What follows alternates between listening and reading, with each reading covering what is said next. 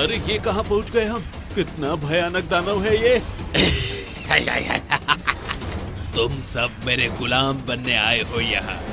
वडन नगर राज्य में रहने वाला चिंतामणि समुद्र में जाकर मछली पकड़ने का काम करता था।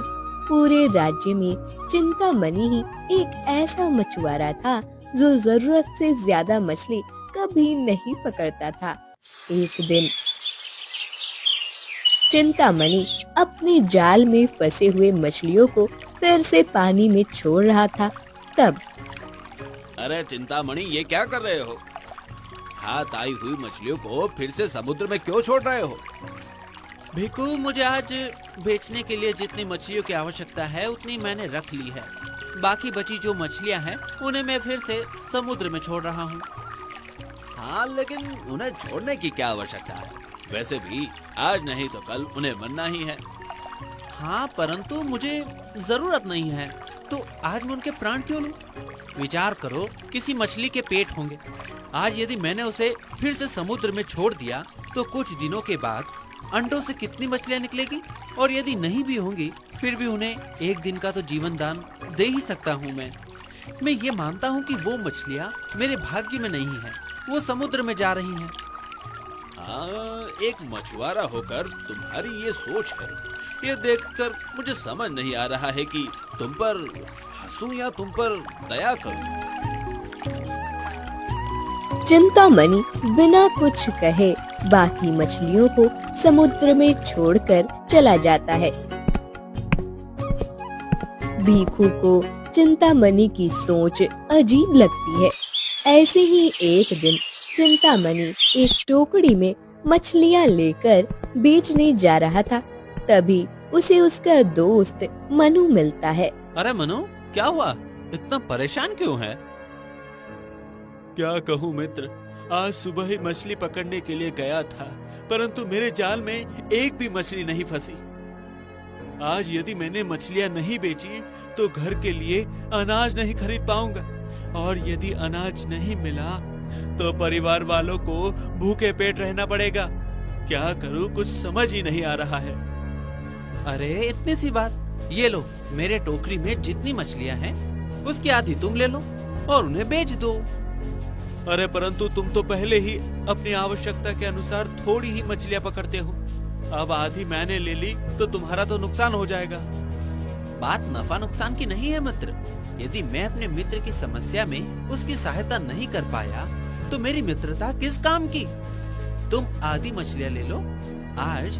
आज दोनों थोड़ा थोड़ा धन प्राप्त कर लेंगे, कल फिर कदाचित हमें ज्यादा धन की प्राप्ति हो। तुम्हारा बहुत बहुत धन्यवाद मित्र। आज यदि तुम नहीं मिलते तो मेरे परिवार को भूखा रहना पड़ता। मनु चिंतामणि की आधी मछलियां लेकर चला जाता है। चिंतामणि भी अपनी मछलियां बेचकर घर आता है और अपनी पत्नी को धन की पोटली देता है। ये क्या, आज केवल इतने ही सिक्के प्राप्त किया है आपने? आज मछलियां नहीं मिली क्या? मछलियां तो मैंने रोज की तरह ही पकड़ी थी, परंतु मार्ग में मेरा मित्र मनु मिल गया था। वो बहुत बड़ी समस्या में फंसा हुआ था। उसके पास बेचने के लिए एक भी मछली नहीं थी, इसलिए मैंने उसे अपनी आधी मछलियां दे दी। अच्छा, एक तो आप पहले ही इतनी कम मछलियां पकड़ते हैं और आज जितनी पकड़ी थी उसकी भी आधी आपने मित्र को दे दी। पहले ही हमें कितना थोड़ा धन मिलता है और आज तो उससे भी आधा मिला है। अब हम सब खर्च कैसे करेंगे? सरिता की बात पर चिंतामणि सिर्फ मुस्कुराता है और चुप बैठ जाता है। एक दिन एक नाव में बैठकर कुछ मछुआरे मछली पकड़ने जा रहे थे। उन सब में भीखू भी था, जो बाकी मछुआरों को चिंतामणि की बातें बताकर हंस रहा था। तभी अचानक उनकी नाव के नीचे से कोई धक्का देता है और सभी मछुआरे समुद्र में डूबकर समुद्र के तेल में पहुंच जाते हैं। वहां एक गुफा होती है, जिस गुफा में एक भयानक दानव बैठा हुआ था। अरे ये कहाँ पहुँच गए हम? कितना भयानक दानव है ये। तुम सब मेरे गुलाम बनने आए हो यहाँ। सत्य में तो मैं ही तुम सबको यहाँ लेकर आया हूँ। वो मैं ही था जिसने तुम्हारी नाव को समुद्र में डुबोया था। परंतु हम सब ने तुम्हारा क्या बिगाड़ा है? हम तो अपनी मछली पकड़ने का कार्य करने समुद्र में आए थे। हाँ, परंतु मुझे इस समुद्र में अपना वर्चस्व स्थापित करना है और मुझे उसके लिए गुलामों की आवश्यकता है। इसलिए मैं तुम जैसे समुद्र पर आने वाले लोगों को पकड़कर अपना गुलाम बनाऊंगा। फिर दानव अपनी आंखों से उन सभी मछुआरों पर जादू करता है और वो सब भी दानव के शरीर में परिवर्तित हो जाते हैं। उस दिन के बाद भी जितने भी मछुआरे मछली पकड़ने जाने लगते हैं, वो समुद्र में डूबकर उस भयानक दानव के पास पहुंच जाते हैं और उसके गुलाम बन जाते हैं। ये बात वायु की तरह पूरे राज्य में फैल जाती है। चिंतामणि, तुमने सुना कि समुद्र में कुछ अजीब घटनाएं हो रही है। जो समुद्र में मछलियां पकड़ने जाता है वो समुद्र में डूब जाता है। हाँ, मैंने आज ही सुना है। परंतु हमें तो मछली पकड़ने तो जाना ही होगा, अन्यथा हमारे घर परिवार की आवश्यकताएं हम कैसे पूर्ण करेंगे? अर्थात तुम अभी जाने वाले हो समुद्र में? जाना ही पड़ेगा। जितना धन प्राप्त किया है वो तो समाप्त हो गया है। अब आगे के दिनों के लिए धन का संचय करना पड़ेगा। नहीं नहीं, अब मैं आपको कहीं जाने नहीं दूंगी। यदि आप भी समुद्र में डूब गए या आपको कुछ हो गया तो मैं क्या करूंगी? सरिता, परंतु यदि मैं नहीं गया तो फिर घर में अन्न कहाँ से आएगा? वो मैं नहीं जानती, आप नहीं जाएंगे बस। चिंतामणि सोच में पड़ जाता है। चिंतामणि मनु से कहता है, मनु, हम मछुआरों पर बहुत बड़ा संकट आया है। यदि एक एक करके मछुआरे समुद्र में डूबने लगे तो हम मछुआरों के परिवार नष्ट हो जाएंगे। मुझे लगता है कि हमें महाराज से जाकर मिलना चाहिए और हमारी समस्या बतानी चाहिए।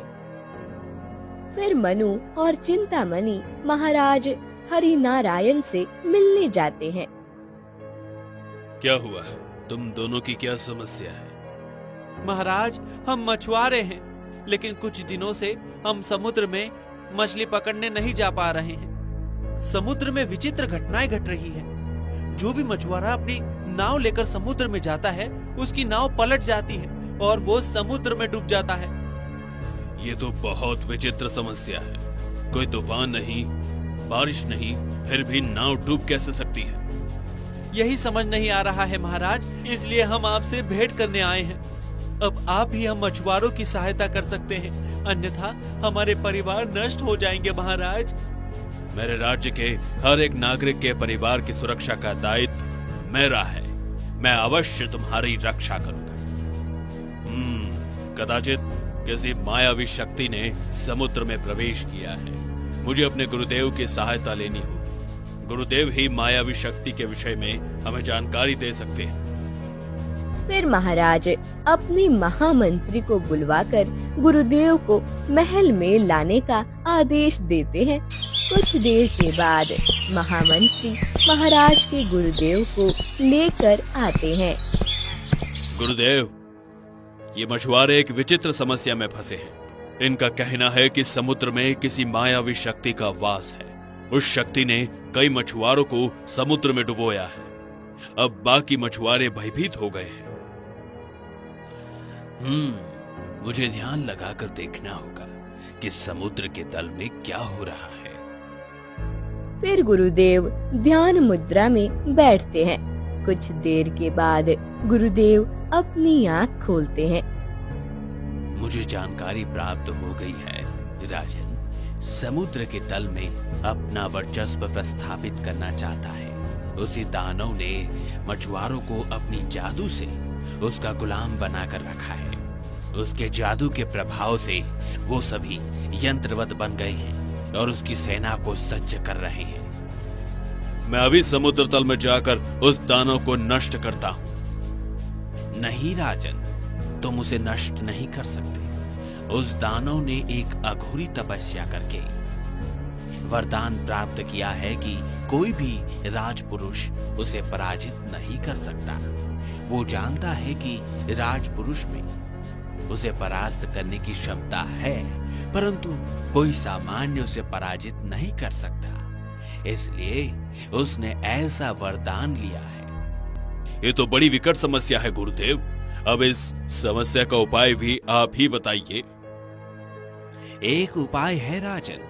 तुम्हारे राज्य में यदि ऐसा कोई व्यक्ति है जिसने सदा ही सबकी सहायता की है, जिसने अपने भाग्य में जितना है उसी का उपयोग किया है और बाकी दूसरों के लिए छोड़ दिया है, ऐसा सत्य पुरुष ही उस दानव का सामना कर सकता है। उस दानव के अहंकार को नष्ट करने के लिए उस व्यक्ति का सद्गुण ही आवश्यक है। ऐसा सत्यशील व्यक्ति कहाँ मिलेगा गुरुदेव? महाराज, हमारे राज्य में एक ऐसा व्यक्ति है। वो व्यक्ति और कोई नहीं, चिंतामणि है। चिंतामणि ने आज तक कभी आवश्यकता से ज्यादा मछलियां नहीं पकड़ी हैं। कभी अगर इसके जाल में ज्यादा मछलियां फंस भी जाए तो ये अपनी आवश्यकता के अनुसार मछलियां निकालकर बाकी मछलियों को फिर से समुद्र में छोड़ देता है। चिंतामणि हमेशा सबकी सहायता करता है। खुद के पास कुछ भी ना हो, फिर भी वो दूसरों की सहायता के लिए सज्ज रहता है। चिंतामणि, क्या तुम उस भयानक दानव का सामना करने के लिए समुद्र तल में जाओगे? अवश्य महाराज, मैं अपने भाई बंधुओं की सहायता करने के लिए सज्ज हूँ, परंतु मैं तो एक सामान्य मछुआरा हूँ। मुझे तो शस्त्र भी चलाना नहीं आता। तुम्हें शस्त्र की आवश्यकता नहीं है चिंतामणि। तुम्हारी अच्छाई ही तुम्हारा शस्त्र है। तुम्हें केवल इतना ही करना है कि जब तुम उस दानव के सामने जाओगे, जब तुम जल देवता की आराधना करना, जल देवता तुमसे प्रसन्न होकर तुम्हें विशेष शक्ति प्रदान करेंगे। तुम्हें उस दानव के सर पर जो मुकुट है उसके 2 टुकड़े करने हैं। गुरुदेव का आशीर्वाद लेकर चिंतामणि अपनी नाव लेकर समुद्र में चला जाता है। महाराज हरिनारायण और गुरुदेव के साथ कई प्रजाजन समुद्र के तट पर जाकर चिंतामणि की प्रतीक्षा करने लगते हैं। चिंतामणि की नाव जैसे ही समुद्र के मध्य में जाती है, उसे नीचे से धक्का लगता है और वो नाव समुद्र में डूब जाती है। चिंतामणि दानव की गुफा में पहुंच जाता है। वो देखता है कि उसके मछुआरे भाई दानव के शरीर में बदल गए हैं और दानव की सेवा कर रहे हैं। दानव ने चिंतामणि को देखा और एक और मनुष्य आ गया मेरा गुलाम बनने के लिए। अब तुम भी मेरे गुलाम बनकर मेरी सेवा करोगे। ये तुम्हारा भ्रम है दानव। मैं तुम्हारा गुलाम बनने नहीं आया हूँ। मैं तो यहाँ अपने भाइयों को तुम्हारी कैद से छुड़ाने के लिए आया हूँ। ओह, तुम जैसा सामान्य व्यक्ति मुझे पराजित करेगा। इतनी शक्ति है तुम्हारे शरीर में, या केवल वाणी में ही बल है तुम्हारे?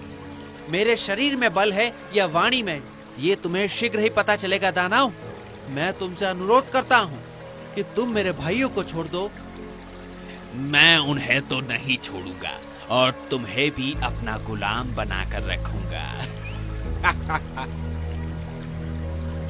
ऐसा कहकर दानव अपनी आंखों से चिंतामणि पर जादू करना शुरू करता है।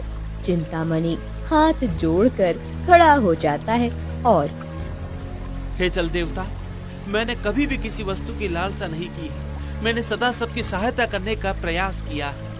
मैंने अपनी आवश्यकता से अधिक धन का संचय नहीं किया है और जितना प्राप्त हुआ है उसी में संतोष माना है। तो आप मुझ पर कृपा कीजिए, इस भयानक दानव का अंत करने में मेरी सहायता कीजिए।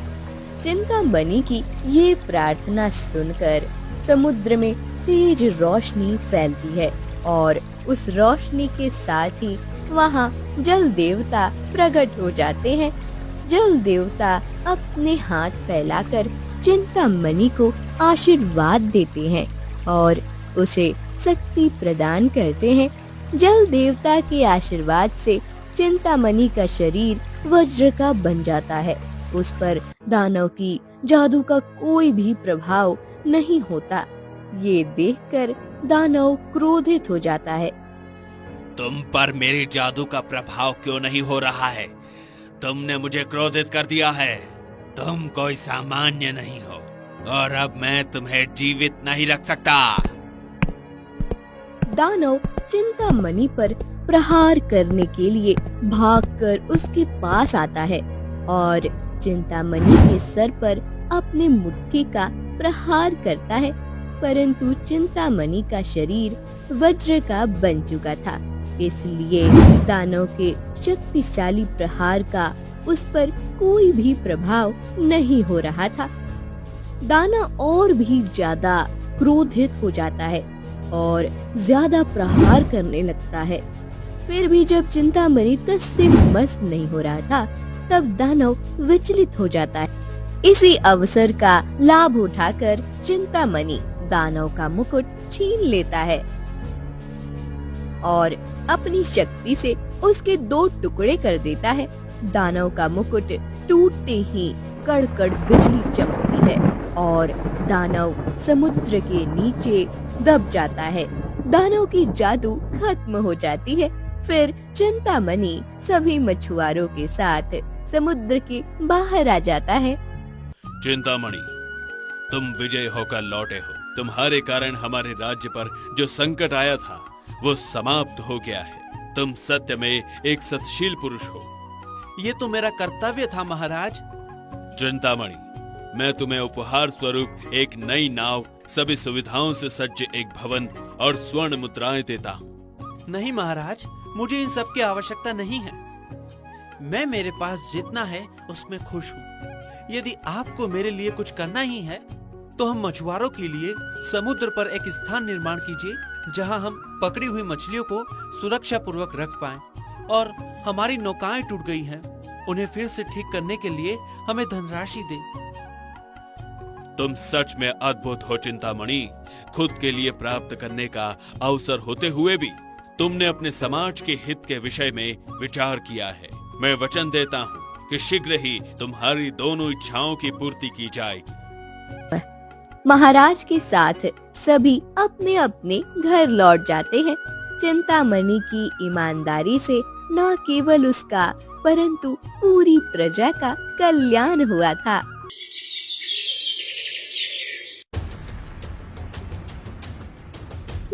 बचाओ, कोई मुझे यहाँ से बाहर निकालो। अरे ये आवाज कहाँ से आ रही है? मुझे बचाओ, मुझे यहाँ से बाहर निकालो। एक परी? अरे परी, तुम्हें यह किसने कैद किया? उस दुष्ट तांत्रिक ने। वो तांत्रिक मुझसे विवाह करना चाहता है। मैंने उसे ना कहा, इसलिए उसने मुझे इस आईने में कैद कर लिया है। उसने मेरी सारी शक्तियाँ भी मुझसे छीन ली है। गोपाल के खेत में इस साल बहुत अच्छी फसल हुई थी। गोपाल का दोस्त सुगन उसकी फसल देखकर, अरे वाह गोपाल, इस बार तो बहुत अच्छी फसल हुई है। तुम्हें खूब फायदा होगा इस साल। हाँ सुगन, पूरे साल मेहनत करने के बाद ऐसी फल देखकर सच में उस मेहनत का फल मिल गया, ऐसा लगता है। बस अब कल से फसल काटने का काम शुरू करूंगा। एक बार फसल को काटकर बाजार में जाकर बेचकर आऊं, उसके बाद ही आराम की फुर्सत मिलेगी मुझे। हाँ हाँ भाई, कर लेना आराम। चलो मैं चलता हूँ। सुगन चला जाता है। अगले दिन गोपाल खेत में आता है और देखता है कि उसके खेत में बहुत सारे चूहे घुस आए थे और वो गोपाल की फसल खराब कर रहे थे। हे भगवान, ये क्या, इतने सारे चूहे!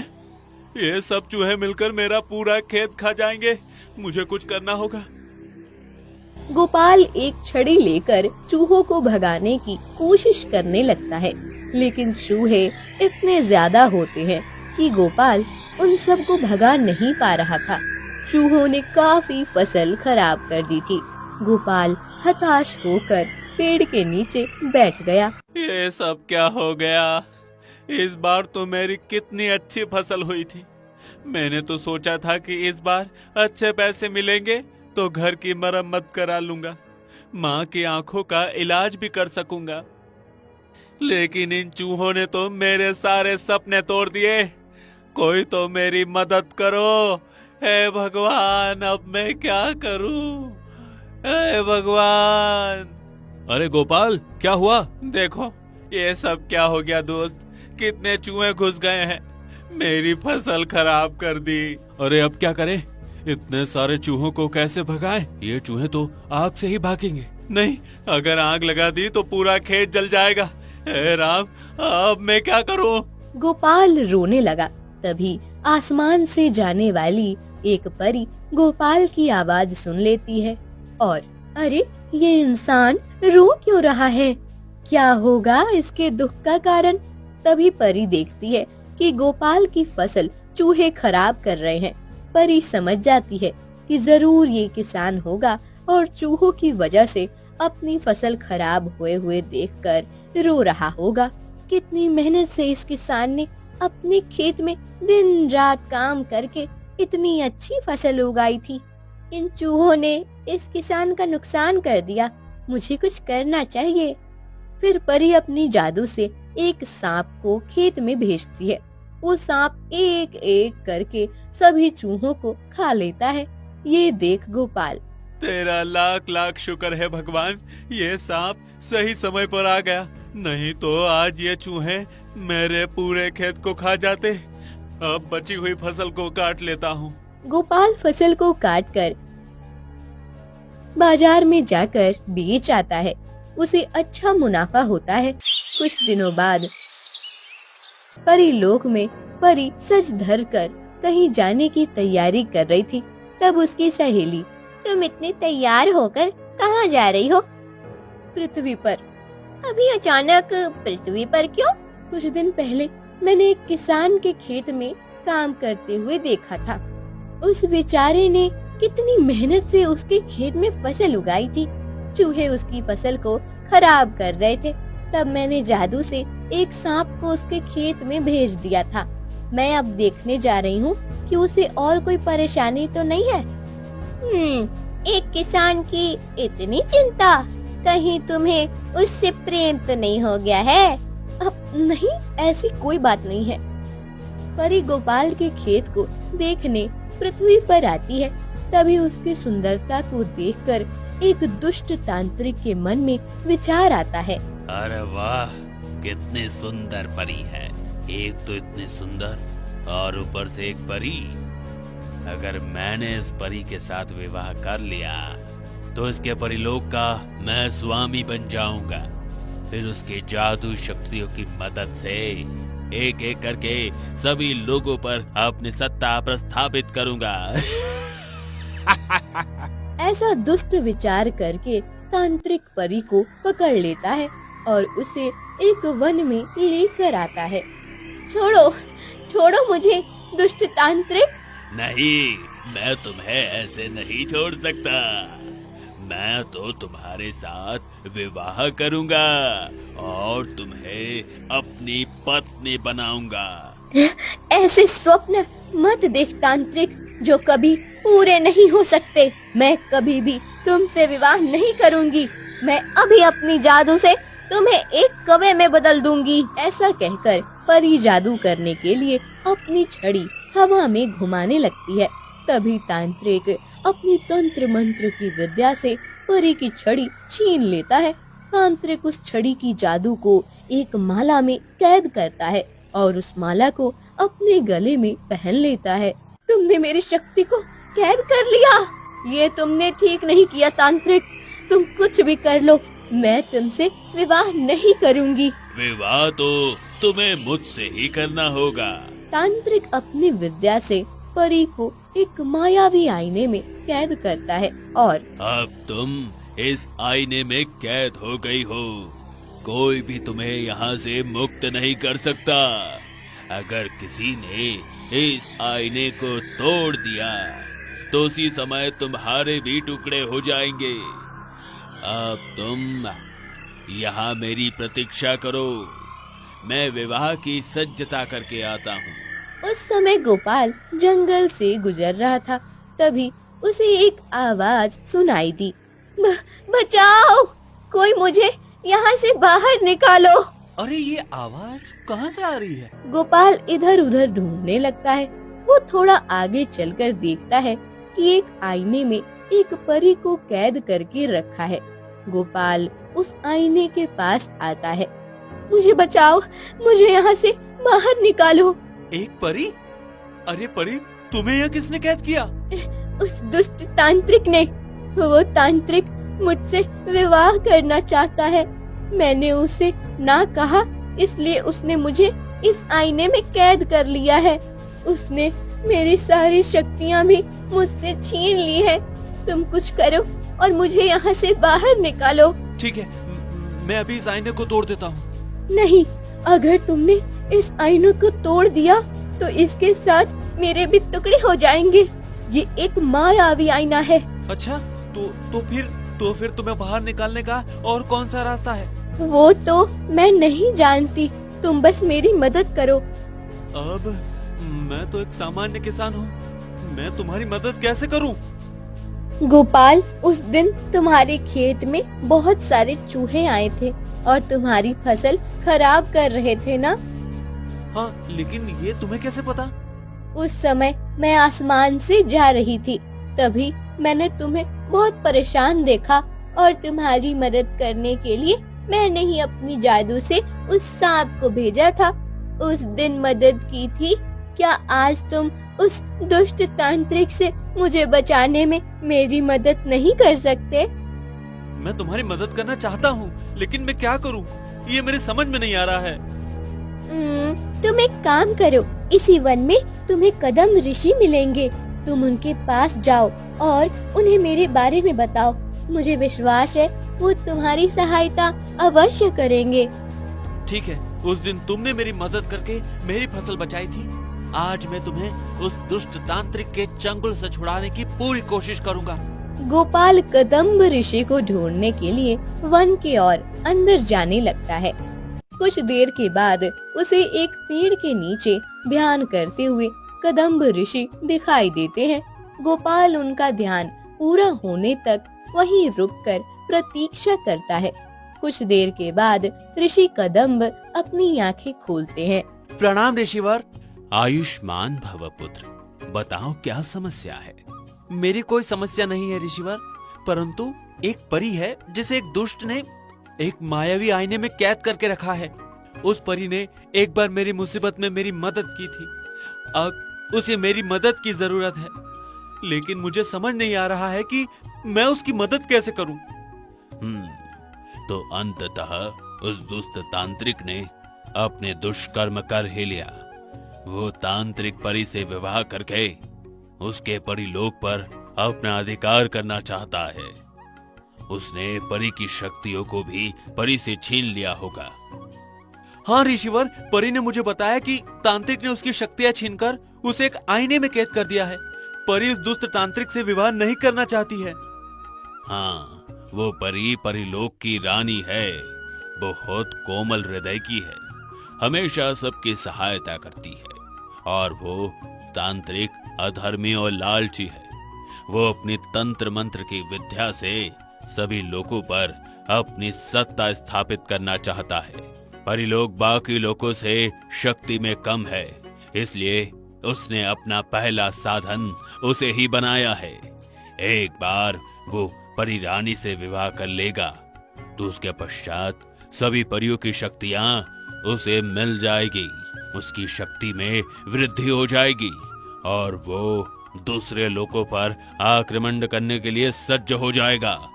ऋषिवर, तो अब आप तांत्रिक को हम कैसे रोक सकते हैं? अगर उसने परी से विवाह कर लिया तो बहुत बड़ा अनर्थ हो जाएगा। हाँ, और इस अनर्थ को टालने में तुम ही सहायक बन सकते हो। परी को केवल तुम ही बचा सकते हो। उस तांत्रिक ने परी की शक्तियों को एक माला में बांध कर रखा है। उस माला को तांत्रिक ने अपने गले में पहना हुआ है। तुम उस माला को तांत्रिक के गले से निकालकर तोड़ देना। जब वो माला टूट जाएगी तब परी की शक्तियां उसे वापस मिल जाएगी और परी उस आईने से बाहर आ जाएगी। ठीक है ऋषिवर, मुझे आशीर्वाद दीजिए कि मैं उस तांत्रिक का सामना करके परी को उसकी कैद से मुक्त करा सकूं। केवल परी को उसकी कैद से मुक्त करना ही पर्याप्त नहीं है पुत्र। तुम्हें उस तांत्रिक को किसी भी प्रकार से परी से विवाह करने से भी रोकना होगा। यदि एक बार उसने परी रानी की मांग में सिंदूर भर दिया तो फिर परी रानी की शक्तियां फिर से प्राप्त करना उसके लिए मुश्किल नहीं होगा। मैं पूरी कोशिश करूंगा ऋषिवर। गोपाल उसी जगह पर आता है जहाँ तांत्रिक ने परी को आईने में कैद कर दिया था। परी रानी, चिंता मत करो, ऋषिवर ने मुझे तुम्हारी रक्षा का मार्ग बताया है। इस दुष्ट तांत्रिक से मैं तुम्हें बचा कर रहूंगा। तभी तांत्रिक वहाँ आकर क्या कहा तुमने? तुम बचाओगे इस परी को? हाँ दुष्ट तांत्रिक, तुमने इस परी को जबरदस्ती अपनी मायावी विद्या से बांध रखा है। मैं तुम्हें चेतावनी देता हूँ, परी को छोड़ दो, नहीं तो अच्छा नहीं होगा। तुम मुझे चेतावनी दे रहे हो? क्या है तुम्हारे पास ऐसा जो तुम मुझे चेतावनी दे रहे हो? ना तुम्हारे पास कोई विशेष विद्या है, ना काला जादू, ना इस परी की तरह कोई जादू। सामान्य मनुष्य हो, मेरे सामने खड़े होने की भी योग्यता नहीं है तुम्हारी। किसी की सहायता करने के लिए किसी विशेष विद्या की नहीं, शुद्ध मन की जरूरत होती है। मैं सच्चे मन से परी की सहायता करना चाहता हूँ और तुम मुझे नहीं रोक सकते। गोपाल तांत्रिक को अपनी बातों में उलझाए रखता है और बातों बातों में ही उसके गले से वो माला छीन लेता है। तुमने मुझे उलझाकर मेरी माला छीन ली। तुमने ये उचित नहीं किया। अब तुम्हारे साथ जो होगा उसके लिए केवल तुम उत्तरदायी होगे। तांत्रिक गुस्से से गोपाल के पास आने लगता है। तभी गोपाल उस माला को तोड़ देता है। माला के टूटते ही परी की कैद की गई शक्तियाँ मुक्त हो जाती हैं और परी के पास आकर परी में विलीन हो जाती हैं। परी मायावी आईने से बाहर आती है। तुमने मेरी शक्तियाँ छीन ली, मेरे सपने तोड़ दिए, लेकिन तुम्हें क्या लगता है कि सिर्फ वो माला तोड़ने से तुमने परी को बचा लिया है? नहीं, तुम गलत हो। मैं परी से विवाह करके उसकी सभी शक्तियाँ फिर से प्राप्त कर लूंगा। ऐसा कहकर तांत्रिक एक बड़ी थाली लेकर परी के पास जाने लगता है। वो परी का हाथ पकड़कर एक गुफा में लेकर जाता है। छोड़ दो मुझे, मैं तुम जैसे पाखंडी से विवाह नहीं करना चाहती। मैं कभी भी तुम्हें मेरे परिलोक का स्वामी नहीं बनने दूंगी। कौन रोकेगा मुझे? आज किसी भी स्थिति में मैं तुमसे विवाह कर लूंगा। ये देखो, इस थाली में एक विशेष प्रकार का सिंदूर है। एक बार ये सिंदूर तुम्हारे मांग में सज गया तो फिर आने वाले 7 जन्मों तक तुम्हें मुझसे कोई अलग नहीं कर सकता। एक बार हमारा विवाह हो जाएगा तो बस, फिर तुम्हारे परिलोक के साथ मैं अन्य लोगों का भी स्वामी बन जाऊंगा। तभी गोपाल और ऋषि भी वहाँ आते हैं। पुत्र गोपाल, यदि इस दुष्ट ने परी की मांग में सिंदूर भर दिया तो इसके बाद कोई कुछ नहीं कर पाएगा और तांत्रिक सदा के लिए परिलोक का स्वामी बन जाएगा। तो ऋषिवर कैसे रोकूं इसे? एक ही मार्ग है। उस तांत्रिक से पहले तुम परी रानी की मांग में सिंदूर भर दो। एक बार परी रानी की मांग में तुम्हारे नाम का सिंदूर सज जाएगा तो उसके बाद तांत्रिक कुछ नहीं कर पाएगा। परंतु ऋषिवर, वो परी रानी है और मैं एक सामान्य किसान। एक परी और किसान की शादी कैसे हो सकती है? यदि तुम दोनों की नियति है पुत्र, नियति के मन में क्या छुपा होता है ये हम नहीं जान सकते। मेरे विचार से अभी तुम्हारे पास दूसरा अन्य कोई मार्ग नहीं है। इधर तांत्रिक सिंदूर लेकर परी के पास जा रहा था। नहीं, मुझे तुमसे विवाह नहीं करना है दुष्ट तांत्रिक, मुझे जाने दो। अपने बुरे सपने को पूर्ण करने के लिए बलपूर्वक मुझसे विवाह मत करो। विवाह तो तुम्हारा मुझसे ही होगा परी रानी। मैंने इस विवाह की कब से प्रतीक्षा की है। आज मेरा एक सपना पूर्ण हो रहा है। ऋषिवर की बात समझकर गोपाल भाग कर जाता है। तांत्रिक से पहले वो उस थाली से सिंदूर अपने हाथ में लेता है और परी की मांग में भर देता है। नहीं नहीं, ये तुमने क्या किया? तुमने इस दिव्य सिंदूर को अपने हाथों से परी की मांग में भर दिया। इस दिव्य सिंदूर की मदद से अब तुम अगले 7 जन्मों के लिए इसके पति बन जाओगे। कोई बात नहीं तांत्रिक, तुम जैसे दुष्ट तांत्रिक से विवाह करने से अच्छा तो ये है कि मैं एक सामान्य किसान से विवाह कर लूं। कम से कम ये किसान तुम जैसे किसी लोक का स्वामी तो नहीं बनना चाहता है। ऋषिवर, क्या सच में मेरा विवाह परी रानी से हो गया है? हाँ गोपाल, तुमने परी की मांग में सिंदूर भर दी है, इसलिए अब ये अगले 7 जन्मों तक तुम्हारी पत्नी बन गई है। परंतु ऋषिवर, मैं तो एक सामान्य इंसान हूँ, हम दोनों का मेल कैसे होगा? तुम चिंता मत करो गोपाल, मैं तुम्हारे साथ रहने के लिए अपनी सभी जादुई शक्तियों का त्याग कर देती हूँ। मैं भी तुम्हारी तरह एक सामान्य इंसान बनकर तुम्हारे साथ रहूंगी।